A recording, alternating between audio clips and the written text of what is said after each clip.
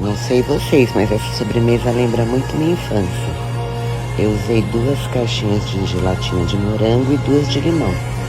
Mas você pode fazer o sabor que você quiser. Eu fiz a vermelha e verde em homenagem ao Natal.